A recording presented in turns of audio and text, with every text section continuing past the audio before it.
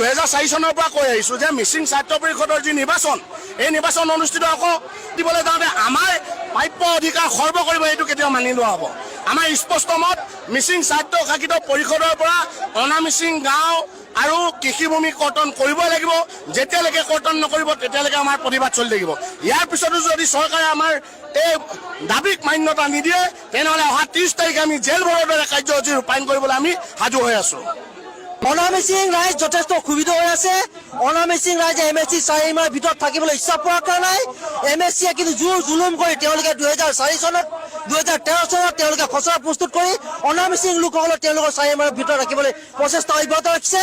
তাৰে আজি খুবৰ পৰিপ্ৰকাশ যাতে আমাৰ কোনো কাৰণত অনামিচিং লোকসকল MSC 4 মাহৰ ভিতৰত যাতে থাকিবলগীয়া নহয়। এই প্ৰতিবাদৰ জৰিয়তে আমি তেওঁলোকক স্পষ্ট কৰি দিব বিচাৰিছোঁ।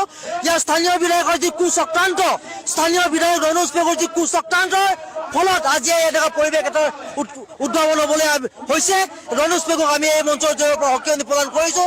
তেওঁ যাতে 2024 নিৰ্বাচনত পুনৰ তেওঁ এনেকুৱা এটা কৰ্মৰ পৰা আঁতৰি থাকে, নহ'লে 2024 তেওঁ এটা ভোগ থাকে দেখাবলৈ তেওঁলোকে প্ৰস্তুত থাকক। কি ক'ব?